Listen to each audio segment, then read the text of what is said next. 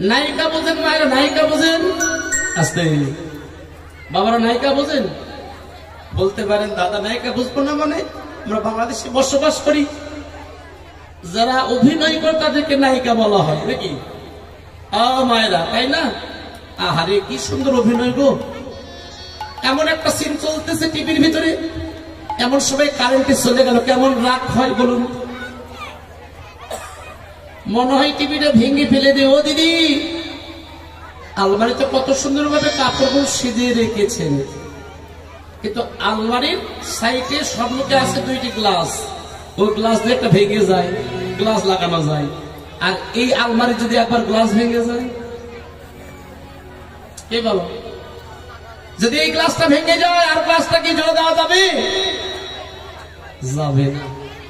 তাহলে লক্ষ্য করুন, তাহলে বাবা নায়িকাদের স্বভাব কেমন? বাপ নয়নে চাওয়া।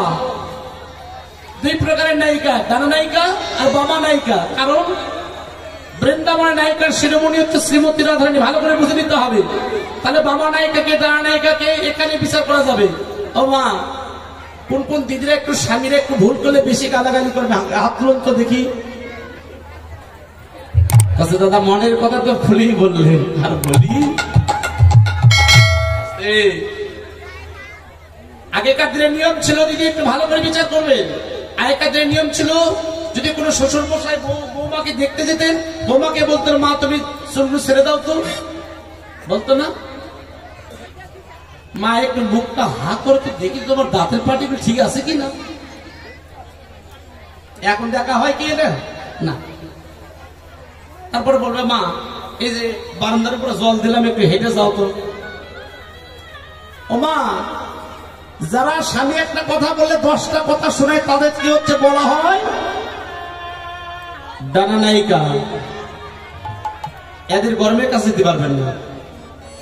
আর বাবা নায়িকাকে, যে স্বামীর কথা বললে উত্তর করে না, সে হচ্ছে বাবা নায়িকা। বাবা নায়িকা স্বভাব কেমন?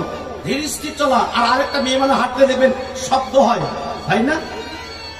আর ওই মেয়ে মানুষটা দেখবেন বাড়ির কথা কিন্তু গিয়ে ওই যেখানে থাল বাসন মাঝে সকালে ওখানে গল্প কাজ করে দেয়। মায়েদের স্বভাবটা কথা রাখতে পারেন না, কারণ আছে, শাস্ত্রে যুক্তি আছে। কেন রাখতে পারেন এটা কারণ আছে, তবে এখন বলবো না, রাশে বলবো। সময় তো আজকে শেষ হয়ে আসতে চাও, 1.5 ঘন্টাও নেই। তাহলে বাবা নায়িকা সরকার বাবা নয়নে চাওয়া। আজকে গৌর নিজে বাবা নায়িকা সাজলে কেন? দেখলেন যদি এতে কত সুখ, কত স্বাদ আছে আমি নিজে জানবো। আমি যেমন রাধারানী যেমন বৃন্দাবনে কৃষ্ণ বলে কেঁদেছিল, আমি নিজে ওই স্বাদকে চরিতার্থে আমি নদী এসে আমি দুইটি দেহ এক হয়ে আমি নিজে কাঁদবো। কাঁদা জীবের ভজন মা। এই জাগতিক জগতের সংসার স্ত্রী পুত্রের জন্য কাঁদছে, কোনো লাভ নেই ক্ষণিকের সময়, কিন্তু গৌর গোবিন্দ বলে একবার কাঁদেন যদি একবার করুণা হয়। তাহলে বাম ভুজই বর্ষণে মুখ চাপই, মানে কি? গৌর নিজেই ভুজই মানে অঙ্গ, মাথায় কাপড় দিয়েছে। ও মায়েরা, আমাদেরকে জীব শিক্ষা, একদিকে লীলা আর অন্যদিকে জীব শিক্ষা। মাথায় কাপড় দিয়েছে। ও মা, এখন কি আমাদের মাথায় কাপড় আসে? আসে? আসে না। কেন? নারী চরিত্রের প্রথম বিধানী বললেন এই দেহটা আমি যেমন পতির চরণে অর্পণ করে দিয়েছি, গৌর হরি জীবকে শিক্ষার জন্য বললেন তাহলে এই দেহটা আমি কৃষ্ণ চরণে নিবেদন করে দিয়েছি। প্রমাণ মহাদেব একজন বললেন, মহাদেব কোথায়? উত্থান পাঠ রাজার নাম শুনেছেন ভাগবত? যার 2টি স্ত্রী, সুনীতি আর সুরুচি। রুচি মানে বোঝেন তো মা? রুচি মানে বোঝেন? রুচি বোঝেন না? এই যে পরনের যে পোশাকগুলো পরে এসেছেন, কার রুচিতে? আপনার নিজের রুচিতে না। তার রুচি হচ্ছে জিহ্বার লালসা। তাহলে সুমতি আর সুরুচি, এবার তার একটি মাত্র ছেলে ছিলেন ধ্রুব, যার নাম ছিলেন ধ্রুব। বললো একদিন মাকে, ও মা, আমার বাবাকে, সকলে আমাকে অনেক রকম কথাবার্তা বলে, বলো তো আমার বাবাকে। বলো যে দেখো উত্তরপাড় রাজ দাঁড়িয়ে আছে, দাও তোমার বাবা। যখন আসতে দৌড়ে চলে গেলেন উত্তরপাড় রাজা, ওই ধ্রুবকে নিয়ে কোলে নিয়ে অন্য রানীকে দর্শকরা মাত্র করে থেকে নেমে দিলেন। ধ্রুব কাঁদতে কাঁদতে মায়ের কাছে আসলেন, মা সে যদি আমার বাবা হবে কেন নেমে দিল? মহাদেব পাশে দাঁড়িয়ে বললেন, ধ্রুব এই জড়িয় জগতের সব বাবারা শুধু নামে দিতেই জানে, ধরে রাখতে জানে না। জড়িয় জগতের বাবারা শুধু নামে দিতেই জানে, ধরে রাখতে জানে না। যেই বাবা ধরে রাখতে জানে সেই বাবায় বসে এখন ভগবানের লীলা সাধন করছে। রাধে বাম ভুজই বসনে মুখ ঝাপই, বাম নয়নে ঘন চায়, রাধা বহল দাস থেকে অভিলাষ, সেই চরণ নজর পায়। সতীজন এতক্ষণ আমরা শ্রীরাম গৌড়লে আস্বাদন করলাম, শ্রীরাম নবদ্বীপে আমরা গৌরচন্দ্রিকা আস্বাদন করলাম। এবার নবদ্বীপে বিশ্রাম রেখে এবার আমরা মধুময় মধু বৃন্দাবনে যাব। তাহলে বৃন্দাবনে যে কার নামে জয় ধ্বনি হবে? বৃন্দাবনে কার নামে জয় ধ্বনি হবে? মায়েরা আমার দিকে আর কান নেই, বুঝতে পারতেছে খিচুড়ি খাওয়ার সময়। রাধে রাধে, যে রাধে রাধে চলে রে আমার মন,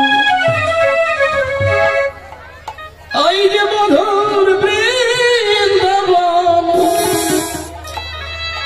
সে যমুনার ধারে ধারে তমালের বন, চলে রে আমার মন।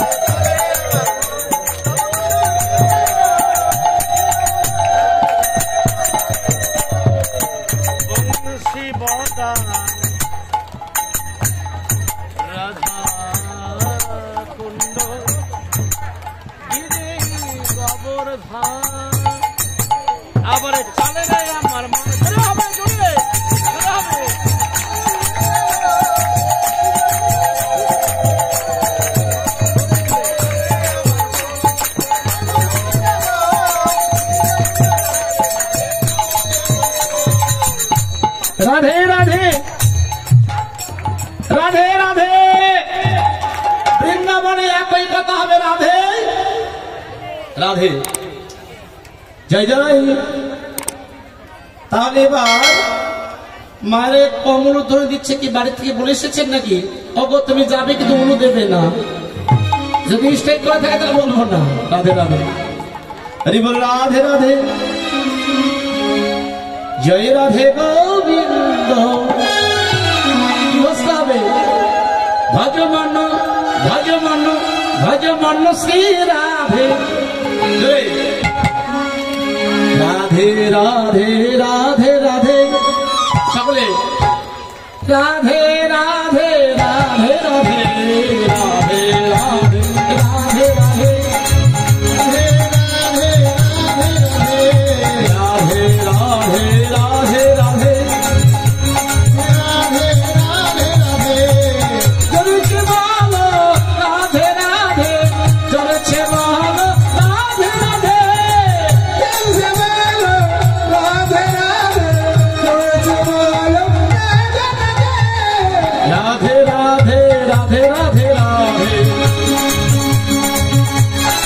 রাধে রাধে রাধে রাধে রাধে রাধে রাধে রাধে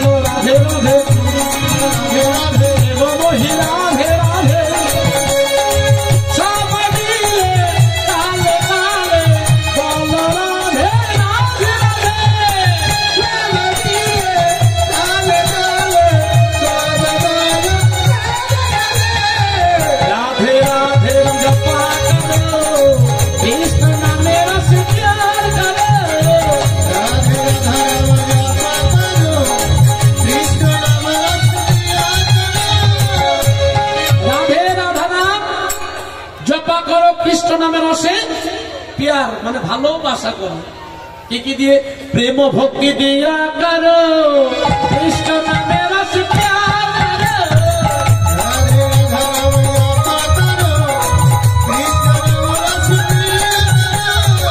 রাধে রাধা নামে জপা করো কৃষ্ণ নামে রস প্যার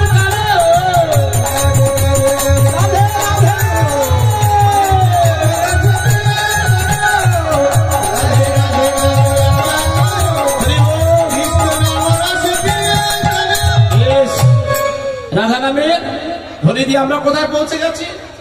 মধুময় মধুর শ্রী বৃন্দাবনে। কেননা এটা কালকে থেকে বৃন্দাবন হয়ে আছে কেন? যেখানে নাম হয়েছে এখানে বৃন্দাবন, যেখানে সাধুগুরু বৈষ্ণবের আগমন, যেখানে ভগবত কথা আলাপন, যেখানে হরিনামের আলাপন, সেটা হয় মধুময় মধুর বৃন্দাবন। তাহলে বৃন্দাবনে সুখময় মধুর বৃন্দাবনে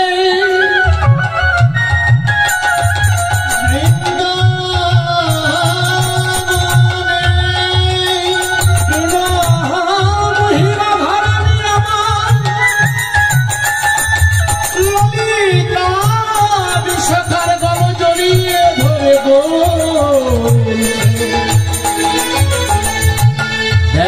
ললিতা ও বিশাখা আমার গোবিন্দ এই পদ্মে গোচারণে করতে গিয়েছে।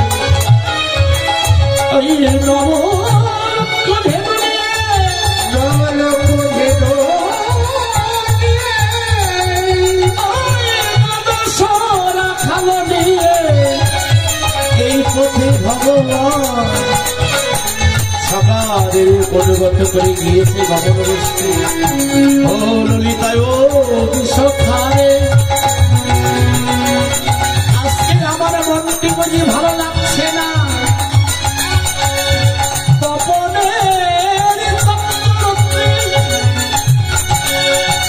আমার গোবিন্দের বদলে যেন আজ ভেবে গেছে, বদলটি দেখে আমার বড় ভালো লাগছে না।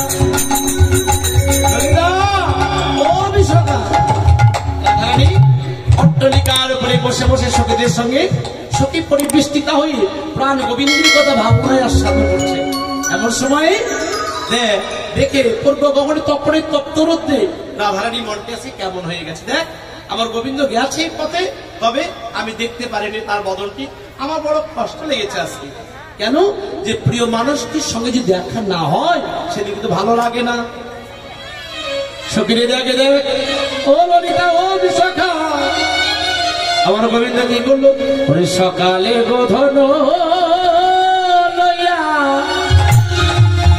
উঠে গেল বিরল বিরল। ওরে সকালে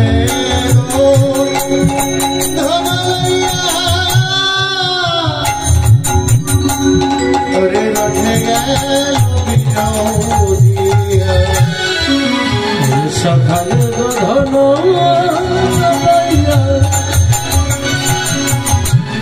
ওরে উঠে গেল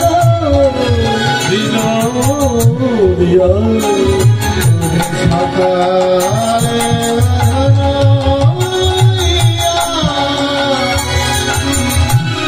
উঠে গেল